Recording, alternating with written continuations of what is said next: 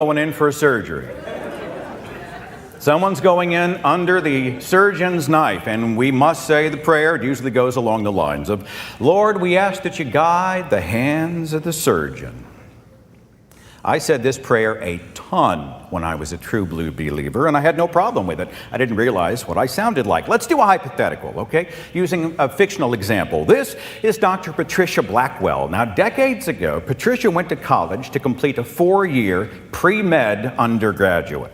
This involved intense studies in the fields of chemistry, anatomy, biology, and physics, and she studied her ass off to pass the medical college admission test before even being accepted to medical school. For another 4 years of anatomy, biochemistry, pharmacology, physiology, and a whole lot more. She studied for and passed the United States Medical Licensing Examination, then immediately transitioned into the next phase of her education, which was a 5-year residency with 16-plus hour shifts, and many of those shifts found her sleeping on the floor in the break room just to get some shut-eye between patients, sacrificing pretty much anyone and everything outside of the medical profession. But she still wasn't finished because she had another 2-year fellowship in her specialized field of surgical oncology.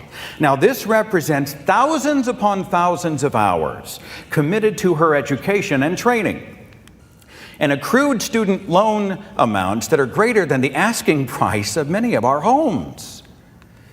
Dr. Patricia Blackwell has been a practicing surgical oncologist for 26 years. She's also an atheist.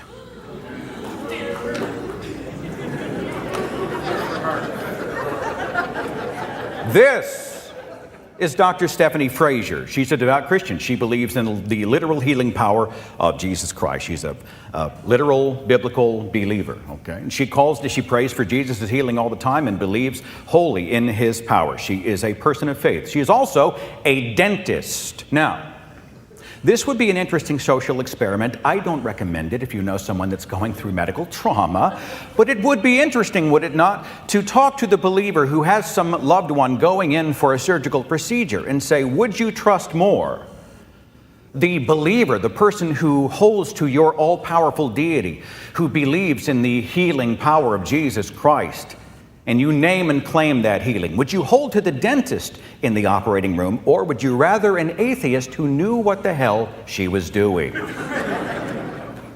In fact, for any surgeon in any context, how is the surgery without the prayer any different from the surgery with the prayer? At any moment, is there a doctor in the operating room and he looks up at the assistants and nurses and staff and he says, shit, we should have said the magic words.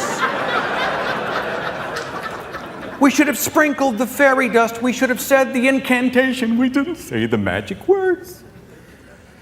Christians love this popular depiction of Jesus Christ literally in the operating room, literally guiding the hands of the surgeon. But if you remove Jesus from the equation, what changes? Is the surgeon not performing the exact same procedure the same way with the same level of skill and training? By the way, if you've ever played the game Operation, you'll like this little post here. It's got Jesus in the operating room, and he says, you hit the side, you're out.